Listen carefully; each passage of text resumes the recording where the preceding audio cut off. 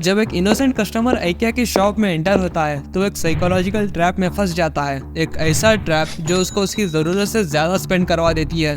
IKEA one of the strongest और innovative companies में से एक है और इसकी स्ट्रैटेजी इतनी ज्यादा सक्सेसफुल है कि ये आज के टाइम पर हर साल $50 बिलियन से ज्यादा का रेवेन्यू करता है। आज का लार्जेस्ट फर्नीचर रिटेलर जो हर घर में अपना छापा छोड़ता है, एक छोटे से स्वीडिश गांव में एक लड़के के सपने से शुरू होता है। वो लड़का एक फार्मर बैकग्राउंड से था और उसने अपनी पहली बिजनेस की शुरुआत माचिस और पेनिस बेच कर करी। लेकिन जितनी इनोवेटिव IKEA की कहानी है उतना ही उसका डार्क फेस भी है।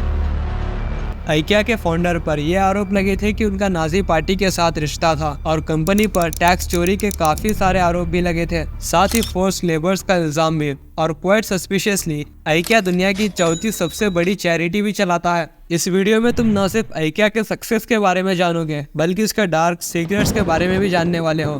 तो 10 मिनट के लिए अपना सारा काम साइड कर दो और एक जगह बैठकर इस वीडियो को एंजॉय करो। कहानी शुरू होती है स्वीडन के एक छोटे से गांव से। इन्वर कैम्पराड ये काम फार्म बॉय लेकिन सपने बड़े। सिर्फ 5 साल की उम्र में उसने माचिस बेचने का काम शुरू किया, लेकिन ये सिर्फ खर्च पानी कमाने के लिए नहीं था। कैम्पराड को बचपन से ही बिजनेस करने का पैशन था। माचिस के बाद पेंसिल्स, क्रिसमस डेकोरेशंस जो बिकता इन्वर बेचने लगता और सिर्फ 17 साल की उम्र में ही उसने अपनी कंपनी का नाम रजिस्टर करवा दिया, IKEA। IKEA का मतलब था इन्वर कैम्पराड और ये उसके गांव का फुल फॉर्म था। ये था एक ऐसे सफर का पहला कदम जो पूरी दुनिया को हिलाने वाला था। IKEA का बिजनेस मॉडल सिंपल था। वो सस्ते में प्रोडक्ट्स खरीदते और हाई मार्जिन पर उसे सेल कर देते। पहले IKEA एक जनरल स्टोर था जो पेन्स, वॉलेट्स और छोटी छोटी चीजें बेचता था। लेकिन 1948 में कैम्पराड ने फर्नीचर बेचने का फैसला किया जो IKEA के लिए एक टर्निंग पॉइंट साबित होने वाला था। जैसे जैसे IKEA फर्नीचर बिजनेस में ग्रो करता गया वैसे वैसे IKEA के दुश्मन भी बनते चले गए, क्योंकि वह सेम क्वालिटी अपने कॉम्पिटिटर से सस्ते में बेचते थे। इसीलिए लोग IKEA से फर्नीचर लेना ज्यादा प्रेफर कर रहे थे। कॉम्पिटिटर्स को लगा कि ये छोटी सी कंपनी उनके लिए बड़ा खतरा बन सकती है, इसलिए उन्होंने एक चाल चली। स्वीडिश सप्लायर्स को IKEA के साथ काम करने से रोक दिया। मतलब IKEA के पास बेचने के लिए फर्नीचर ही नहीं बचा। कोई भी सप्लायर उन्हें माल सप्लाई करने को रेडी ही नहीं था। कॉम्पिटिटर्स ने सोचा कि इस तरह से वो IKEA को मार्केट से निकाल देंगे, लेकिन इन्वर ने इस प्रॉब्लम का भी सोल्यूशन निकाल लिया। उसने पोलैंड जाकर सस्ता और अच्छा माल ढूंढ लिया। पोलैंड के सप्लायर्स के साथ डील करके उसने अपनी प्रोडक्शन कॉस्ट काफी कम कर ली और IKEA फिर से मजे से चलने लगा। जितना IKEA के कॉम्पिटिटर्स IKEA को रोकने की कोशिश करते उतना ही IKEA दुगनी रफ्तार से आगे बढ़ रहा था, जिससे कॉम्पिटिटर्स भी थक कर IKEA को रोकना छोड़ दिया।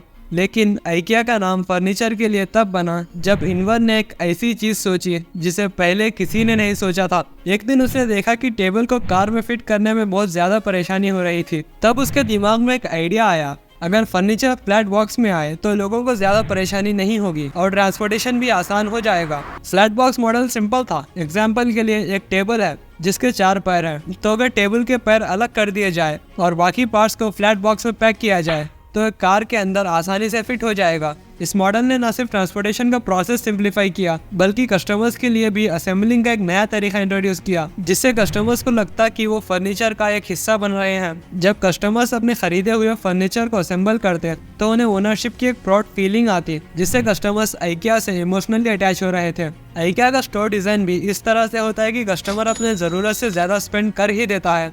IKEA के स्टोर की सिर्फ एक ही एंट्री होती है एंड एक ही एग्जिट। मजे की बात यह है कि एंट्री एग्जिट दोनों बाजू बाजू नहीं होते, बल्कि एग्जिट उस तरफ होता है जहां पर स्टोर खत्म होता हो, जिससे कस्टमर को मजबूरन पूरा स्टोर घूमना पड़ता। और स्टोर में हाई कॉस्ट चीजें एंट्री के साइड रखी होती है और एग्जिट तक पहुंचते पहुंचते प्रोडक्ट्स की प्राइस कम होते रहती है, जिससे कस्टमर के माइंड में यह परसेप्शन बन जाता है कि ये चीज तो सस्ती है और उसे वो खरीद लेता है। इन्वर ने नोटिस किया कि कस्टमर्स सुबह के टाइम ज्यादा आते हैं और दोपहर होते ही कस्टमर्स कम हो जाते हैं। इन्वर कस्टमर्स को अपने स्टोर में ज्यादा देर तक होल्ड करके रखना चाहते थे, इसके लिए उन्होंने स्टोर में ही एक रेस्टोरेंट खोल दिया एंड जैसे ही दोपहर होती कस्टमर्स रेस्टोरेंट में लंच कर लेते और फिर से शॉपिंग में लग जाते।